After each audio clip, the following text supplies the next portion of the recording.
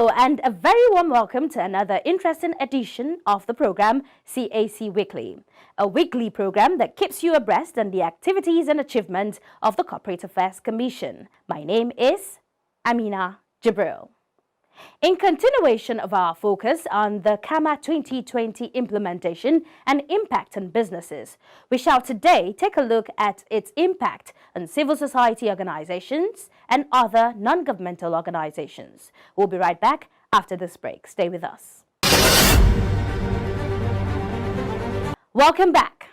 Aside from ensuring transparency and accountability in governance, the Companies and Allied Matters Act CAMA 2020 is poised to develop the private sector and democratize the process of doing business in Nigeria.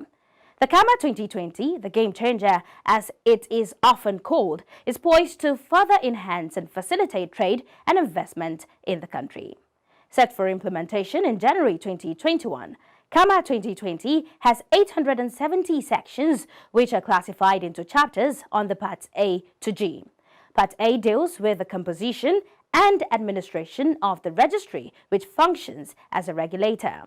Part B has 29 chapters which stipulates the life cycle of companies from their incorporation through to liquidation. Part C and D have 11 and 2 chapters respectively and set out provisions that govern limited liability partnerships, LLPs, and limited partnerships, LPs. Parts E and F reprised sections on the registration and regulations of business name and incorporated trustees, with a few changes outlined in chapters 3 and 7 respectively. Part G introduces the quasi-judicial body.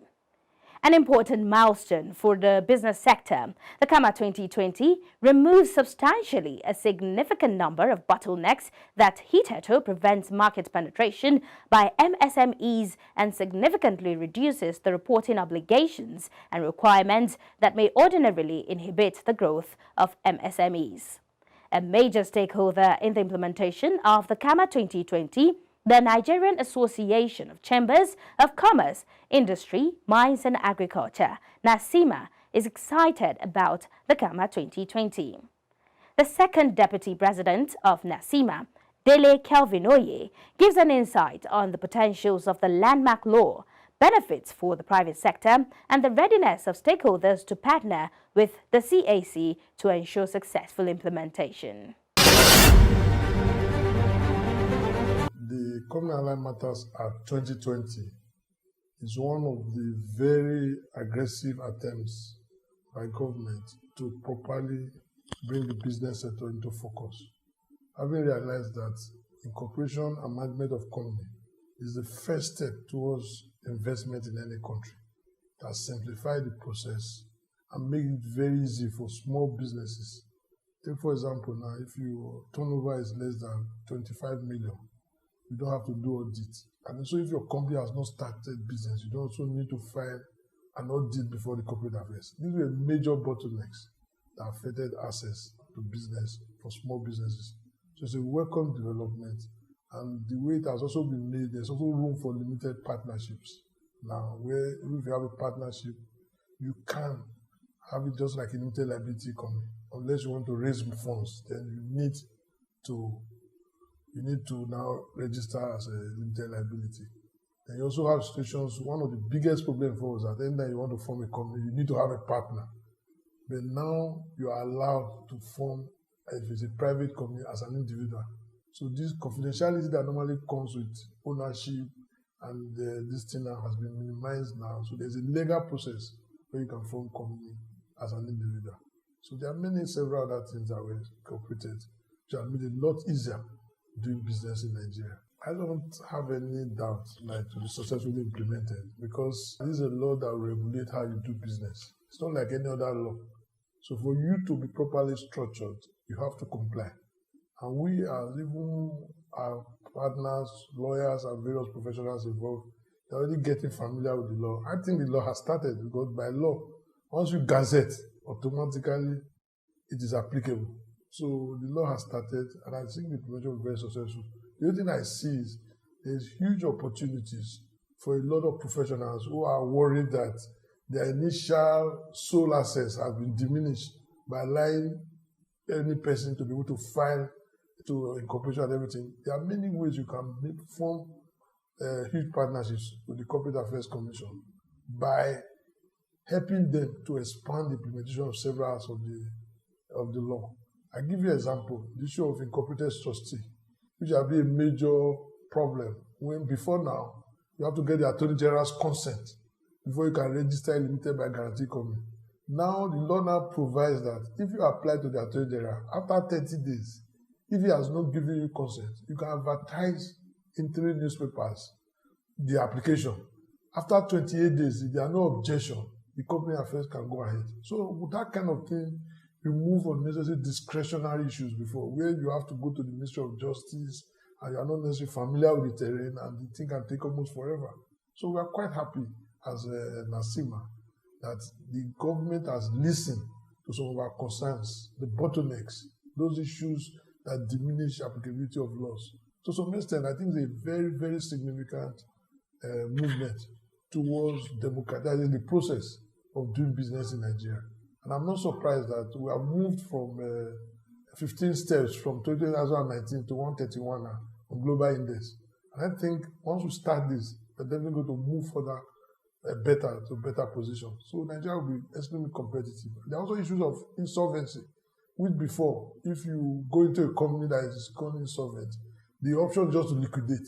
But now, under the law, you are asked first to try if you can still revive before you can liquidate. So these are things that will make us competitive and put us right at 21st century global competitive edge. And I think it's a huge improvement on the last law for Nigeria and especially for the small businesses. We have completely changed on what you can determine what is a small business, what is a big business.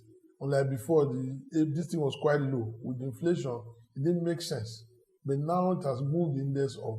And now you can actually see as a small business with 120 million turnover, and you can still take all the benefits, including the tax benefits, not the finance out of 2020. So all these, I can say, it is a major, major right step in the right direction. And I think those who criticizing the law should take time to read through and look at the benefits fully outweighs any concerns. And where we feel there's need for change, we will also go back and make those amendments. But let's give it a chance. The only concern I heard were from the religious bodies who did not want to be regulated. But I think they apply the same law abroad where they have branches. So we should also try and use the same, if they are currently complying with London and the US on those areas, I don't see why they cannot comply here. The only concern was that maybe because government may use that as a way to take over their churches. But I think you are doing the right thing. You have no fear. And I don't see any challenges. At NACIMA, we fully embrace it. We are part of it, and we are ready to partner. The signing of the CAMA 2020 into law by President Muhammadu Buhari on 7th August 2020 generated huge debate in many circles, particularly from civil society organizations and religious bodies. In a bid to allay the fears of such bodies and many other Nigerians that the law is not targeted at anyone, the CAC stepped up its public consultations and sensitization to raise more awareness on the landmark law. In a chat with CAC Weekly, the Executive Director of Civil Society Legislative Advocacy Center, CSLAC, Awal Ibrahim Musa Rafsanjani, harps on how the CAMA 2020 will aid Nigeria's fight against corruption, as well as sanitize operations of civil society organizations and other NGOs. Awal Ibrahim Musa Rafsanjani, Executive Director, Civil Society Legislative Advocacy Center and Head of Transparency International Nigeria Office. Many thanks for joining us on the program. Thank you very much. What do you make of CAMA 2020?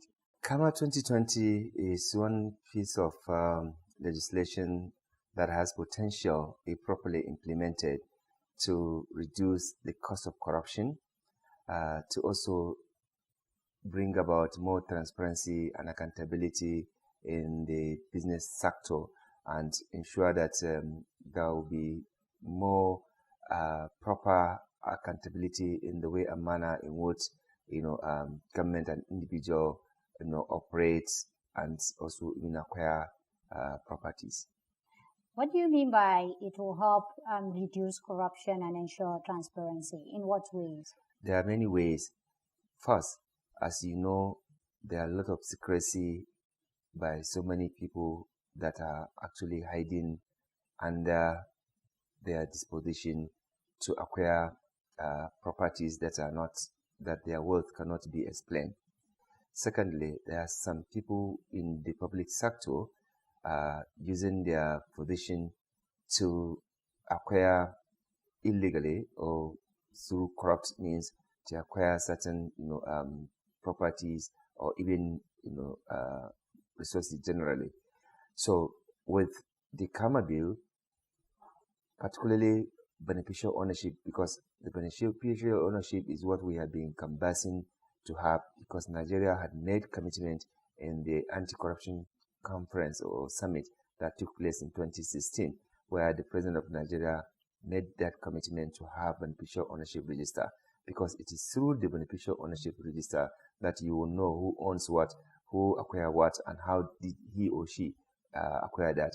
Secondly, all these frivolous and fraudulent tax waivers that some individuals are giving to themselves, especially those who are in government or those who are connected in the government, you will be able to know and establish who owns which company.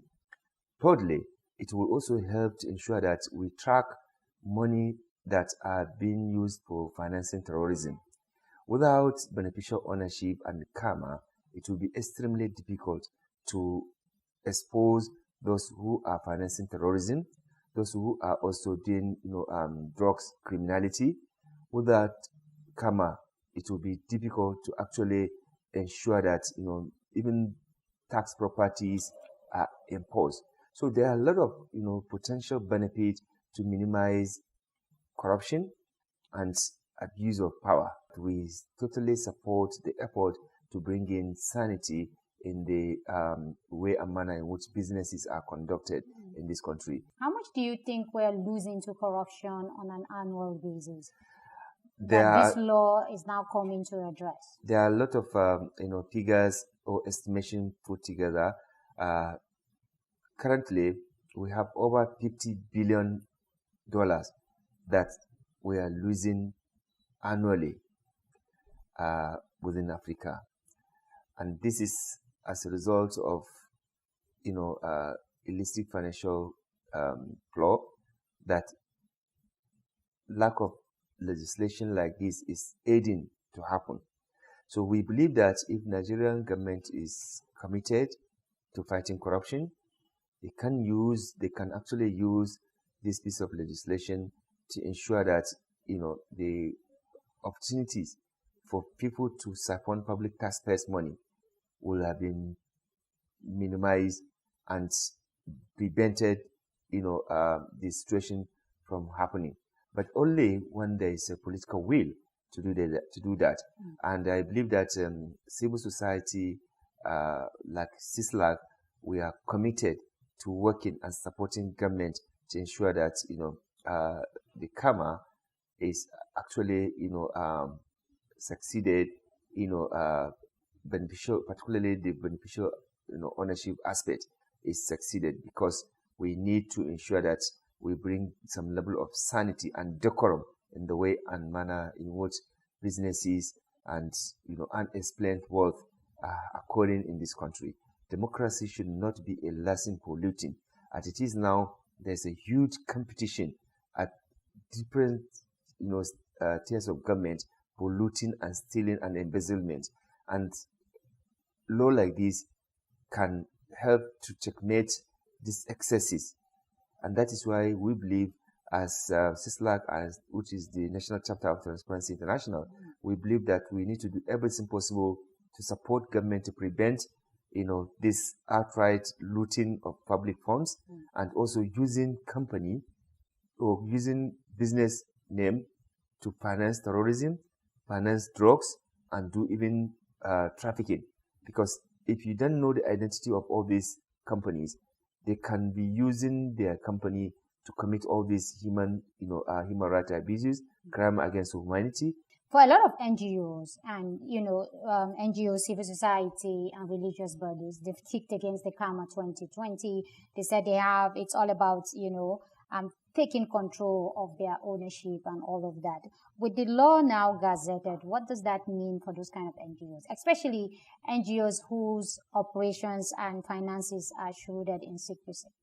Well, first and foremost, I want to say that there's no much cause for alarm, because any credible civil society organization will not be afraid, with, But let me quickly ask you this. How many credible civil society organizations do we have in this country? I don't have the figure, but I know there are so many credible and responsible civil society organizations that are operating in Nigeria. And of course, civil society, apart from registering with Corporate Affairs Commission, they also register with SCOMO. You actually, for you to operate, even to do financial transaction, you need to get certification of anti-money laundering, and many organizations that I know that are credible, they have gotten that certification, and they have not been involved in any fraudulent or any financial scam. Most people see civil societies and non-governmental organizations, NGOs, as a third wing of political parties. Is that what is obtainable? That's not correct. First and foremost, let's also get this in very clear. Political parties are different from civil society organizations. There's a new civil society organization that are working in the area of human rights, anti-corruption, and demanding for improved governance in the country, or even working around issues of service delivery in terms of education, healthcare system, and even environmental consciousness or environmental protection, or working on promoting women's rights or development generally. You cannot see them associated or being seen as front for political parties. Now, we need to have this in context and perspective. Some desperate politicians, they created what usually they name them coalition. You will hardly see any of those groups called coalition that are not properly registered. It's a loose network of association of politicians and government officials, because when government officials want to steal money, they also set up their own NGO. So you will see that they are not consistent and they are not actually doing anything for the good for the nation. But if you want to know the credible organization, civil society organization, you can see even from their website, from their documentation, they have board, they meet regularly, they have financial audit report, they have annual report, they have visible evidence to show that they exist and they are not fronting for any politician or government or anybody. They are independent and they run their programs and projects responsibly without any fraud or anything. If you find anybody in civil society that is doing that, probably are those ones that are planted by government official or by politicians. And would this law weed all of them out? Would the CAMA 2020 weed all of them out? The CAMA 2020, it is possible if you are not established for the purpose of which you say you are going to operate. It can expunge and it can expose you. Because if you are financing terrorism, if you are doing human trafficking, if you are supporting corrupt people, or if you are being used to siphon public taxpayers' money, either by a government official or by politician, you will cease to exist. Okay. Now that the law is gazetted, the Corporate Affairs Commission did say they will start implementation in January 2021. For a lot of people, making a law, enacting it is one. Implementation is where the issue is. Just how optimistic are you that the implementation of the CAMA 2020 will be carried out to the fullest? Well, first and foremost, part of the suggestion that we have offered to the Corporate Affairs Commission is that they should actually constitute a group of experts with diverse relevant competencies and draw from different sectors to assist in establishing or is in the establishment or in the implementation of this law. Secondly, it is important that before they begin to do the implementation, they carry out sensitization and awareness so that people who have concern, through this interactive session, through this sensitization, their concern could be addressed. It is important that, the implementation is not about withholding. It is about ensuring that, you establish a system that is transparent, that is accountable, that is meant to address the problems that led to the establishing or that, led to the legislating the law. But if the idea is to, is to undermine or to emasculate the effectiveness of civil society, especially those ones that are demanding for accountability, those ones that are insisting for human rights protection, and those ones that are insisting that governance should be done responsibly through democratic means. And if you really want to use this to cage them, then that's really bad. Is that what you think? No. I'm saying that, if the implementation, if the law is going to focus on emasculating civil society groups who are demanding... You have worked with them. Listen. You have worked with them, so and you do know. I say, listen, I am saying today is the current leadership in Corporate Affairs Commission. Tomorrow another leadership can come with negative mindset. The current leadership, we have worked closely with them to this level of having this law. We have supported the CAMA, especially the aspect of the beneficial ownership and some other areas. But I am saying that within the law itself, many people, rightly or wrongly, have expressed concern. And I am saying that the Corporate Affairs Commission need to listen to those concerns if they are genuine enough. But now that it has been gazetted, is there any room for concerns? Absolutely. First and foremost, that is why I say this sensitization is necessary. They said that's what they are going to do in January. They're going to be having stakeholders meeting across the country. It is absolutely necessary to do that so that you allay the fear that some people are wrongly or they perceive, what the law is all about. That is one. Number two, it is also important that, you also carry along people to appreciate what the law intends to do. Okay? And then it is also important to further clarify to Nigerians that it's not what some people are saying that the law will do, which is to say the CAC will take over the businesses or the organizations of people. Through that sensitization, that can clarify and can give confidence and hope to many Nigerians who had the perception that the law is meant to target their businesses or to target their organization, which I believe that may not be the sole intention of the law. But you can never say if things take different dimension, and that is why we are very conscious of the fact that this sensitization will go a long way to at least give confidence to Nigerians that the law is not meant to take over their businesses or it is not meant to take over their organizations without any due process. Awal Ibrahim Musa Rafsanjani, many thanks indeed for your time. Thank you very much. And that is the size of our package for this week. We do hope you enjoyed watching. For comments and inquiries, please take advantage of our social media handles and helplines.